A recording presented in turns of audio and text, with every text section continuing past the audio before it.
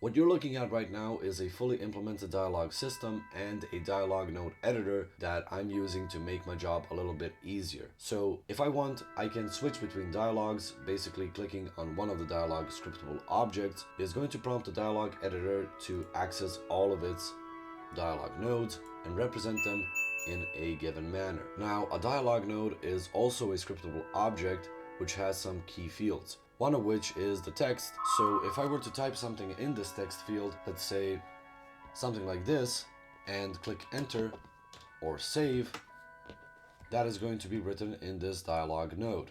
The other field is the audio clip field, which is going to be used to play an audio clip for the given text. Now, a game like Harry Potter actually has a million of these, and every single interaction between a player and an NPC is also recorded, so this audio clip field is going to be quite a lot of useful. The third parameter is the is player speaking, which basically changes the color of a node. So if I click on it, it's going to gray out this node, and it's going to consider the node an NPC node rather than a player node. But it doesn't make any sense because common logic dictates that if an NPC says something and has this full monologue, a player needs to respond to it. So we're gonna get that back. Now, direct attribute is actually used to position the node within the dialogue editor. So if I click on it and move it, the value changes.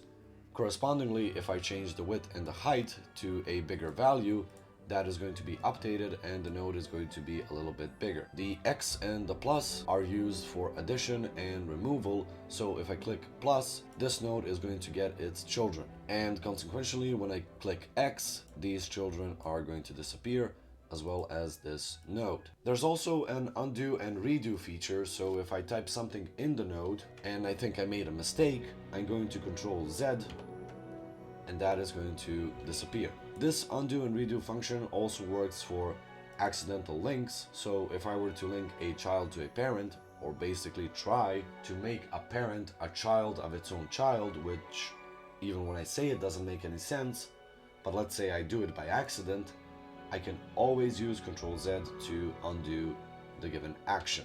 One of the more interesting things is that what you see on the screen, none of it came from an asset pack. It was actually done by hand, reading the Unity's API and implemented through code. And I'm going to show you exactly that. If you click on a Windows screen, this is how you access the dialogue editor.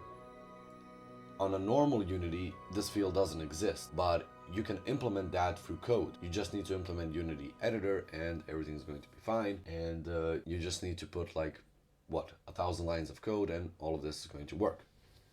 Anyways, if I don't have a node selected, the dialogue editor is going to say, well, you don't have a node selected. But since I already have a few nodes and can't click off of them because I didn't implement that, I'm going to delete the nodes so you can see.